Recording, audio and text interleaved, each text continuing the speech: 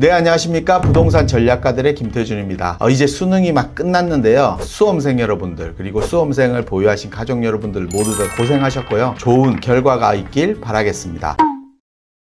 그리고 이렇게 수능 얘기가 나와서 우리가 보면 서울대학교가 작년 정원이 3,700명 정도 됩니다. 이 서울대학교가 만약 정원을 10,000명으로 늘렸다 치면 그래도 미달이 될까요? 모두들 서울대학교를 원하기 때문에 정원이 늘어난다고 하더라도 미달될 리는 없겠죠. 부동산도 마찬가지인 것 같습니다. 입지가 뛰어난 자리는 수요층들이 탄탄하고 많기 때문에 아무리 공급이 많아지더라도 가격이 떨어질 수 없는 것이 입지라고 할 수 있겠죠. 그만큼 부동산도 입지가 중요하다는 얘기입니다. 서울에서 부동산 입지라고 하면 대표적으로 강남을 뽑습니다. 또 최근에는 용산에 대한 개발 이슈가 많기 때문에 용산 지역도 뽑게 되죠. 그리고 특히 한강변 지역을 또 많이들 입지가 좋은 입지라고 표현을 합니다. 하지만 입지라는 것은 기존적으로 갖춰져 있는 입지도 있지만 충분히 변화할 수 있는 입지도 있다고 볼 수 있는데요. 대표적인 지역이 용산일 것입니다. 얼마 전 오세훈 서울시장이 서울 대개조라는 프로젝트를 발표했는데요. 특히 서남권 대개조에 대한 얘기를 많이들 하고 있습니다. 서남권 대개조 지역을 보면 서울권 중공업 지역의 82%가 서남권에 몰려 있기 때문에 어떻게든 변화시킬 수 있다고 생각하기 때문이겠죠. 얼마 전 중공업 지역 최대 용적률 400%를 허용해 준다는 내용도 있습니다. 저희 영상을 참고하신다라고 하면 또 그 내용도 자세히 볼 수 있을 겁니다. 그만큼 영등포 지역의 변화가 빠르게 일어날 것이다. 그러면 입지적으로 영등포 지역은 지금보다 훨씬 더 좋아질 지역이라고 보시면 될 것 같습니다. 그래서 오늘은 영등포 지역을 한번 보려고 하는데요. 영등포 지역에서 저는 대표적으로 영등포역 뒤편 지역인 영등포 프로지오 아파트를 한번 좀 보셨으면 좋겠습니다. 영등포 프로지오 아파트 같은 경우는 2,462세대로 이루어진 대규모 단지입니다. 연차는 한 23년 차 정도 됐기 때문에 연차는 조금 있는 아파트지만 실질적으로 30평대 아파트 가격을 보면 지금 평균가액은 한 11억대 정도 나와 있습니다. 현재 매물로 본다라고 하면 10억 중반부터 13억 중반까지 나와 있지만 실질적으로 매매 평균가액은 한 11억대 정도라고 보시면 되는데요. 이 아파트 같은 경우는 채 2023년 1월 기준으로 보더라도 매매와 전세 가격을 비교를 해보면 매매가는 한 12% 정도 상승을 했고 전세가는 한 18% 정도 상승을 했습니다. 그러니까 당시 매매가와 전세가 갭 투자 금액과 지금의 갭 투자 금액이 거의 비슷하다. 우리가 최고가 기준으로 봤을 때는 전세가 매매가 갭 차이가 많다 보니까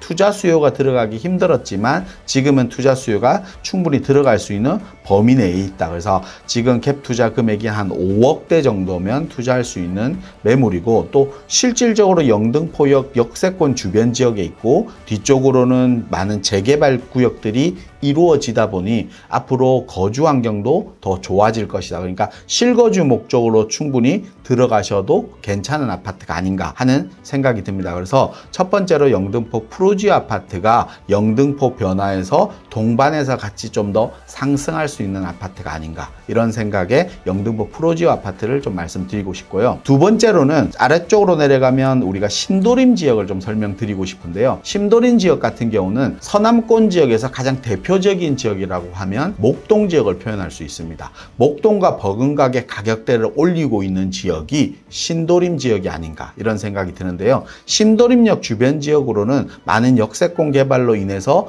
편의시설들이 많이 들어가 있습니다. 하지만 목동과 다르게 학군 지역이 조금 더 약하다고 볼 수 있겠죠. 하지만 신도림 지역은 이런 학군 지역도 어느 정도 목동만큼은 안 되지만 어느 정도 서남권 이 구로와 영등포 일대 지역에서는 신도림 지역이 학군 지역으로는 조금 나쁘지 않다. 이렇기 때문에 신도림 지역이 거주 환경으로는 가장 좋은 입지가 아닌가 이런 생각이 드는데요. 이 중에서도 신도림 우성 1차, 2차, 3차 같은 경우는 리모델링 선도지구로 지정돼서 리모델링이 추진되는 아파트입니다. 하지만 리모델링 같은 경우가 뭐 서울시에서 리모델링 간담회를 가졌을 때도 말하죠. 리모델링보다는 재건축으로 추진하는 게 훨씬 더 유리하지 않냐라는 얘기를 할 정도입니다. 특히 서울시 같은 경우 남산타운을 리모델링 선도지구로 지정했는데도 불구하고 임대 아파트에 대한 부분이 서울시에서 리모델링을 좀 반대하는 입장을 내세울 정도로 리모델링에 대한 부분을 서울시에서 정책적으로 좀 더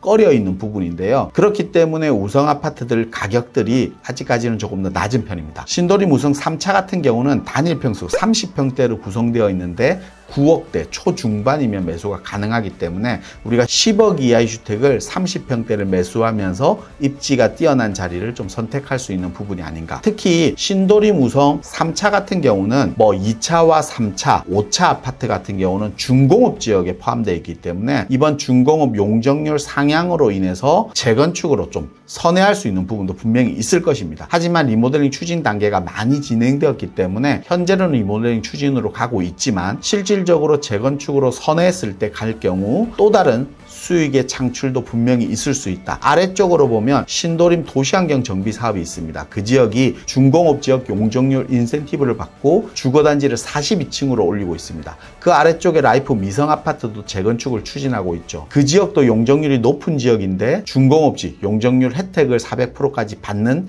기준으로 재건축을 추진하고 있습니다. 그만큼 이렇게 재건축을 추진했을 때의 메리트도 충분히 가지고 있지 않나 이런 생각이 드는데요. 현재로는 리모델링 추진단지 아파트라고 생각하시고 실질적으로 30평대 신도림 지역에 9억대 매수할 수 있는 아파트 많지는 않습니다. 그렇기 때문에 이런 아파트들 세대수는 적지만 이런 아파트를 좀 공략하는 것도 나쁘지 않다. 특히 신도림천 지하철 지선이지만 신도림천 2호선 지하철역 바로 앞에 도림천이라든지 또 안양천에 대한 녹지 공간까지 확보하고 있는 지역이다 보니 충분히 입지적인 메리트도 가지고 있다. 그래서 이런 영등포 지역 서남권 지역 대개조로 인해서 영등포 지역이 전체적으로 변한다라고 하면 충분히 지금의 입지보다 훨씬 더 좋아지는 입지로 변한다는 뜻입니다. 입지가 뛰어나다는 것은 그만큼 부동산 가격적인 메리트를 가지고 있다. 앞으로 또 신규 아파트들이 들어서면 그만큼 가격대를 올릴 수밖에 없다. 그럼 기존적으로 있는 아파트 중에서도 어떤 아파트들이 가격적인 혜택을 적극적으로 많이 볼 수 있느냐, 이렇게 지하철 역세권 주변 지역에 또 개발의 이슈가 있거나 아니면 대단지로 이루어진 단지 같은 경우는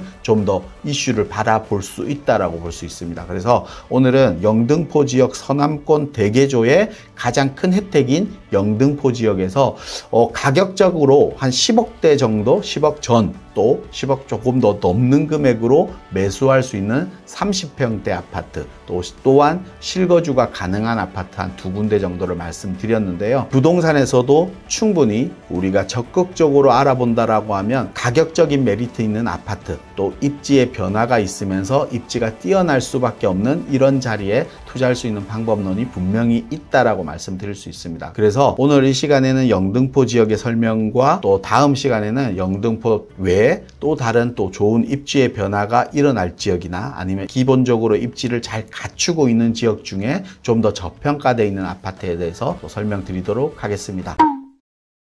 요즘 또 환절기 시절이다 보니까 이렇게 계절이 넘어갈 때 건강에 가장 유의해야 됩니다. 우리 구독자 여러분이나 시청하시는 분들도 모두들 건강 유의하시고 다음 시간에서도 좀 더 좋은 영상으로 인사드리도록 하겠습니다. 감사합니다.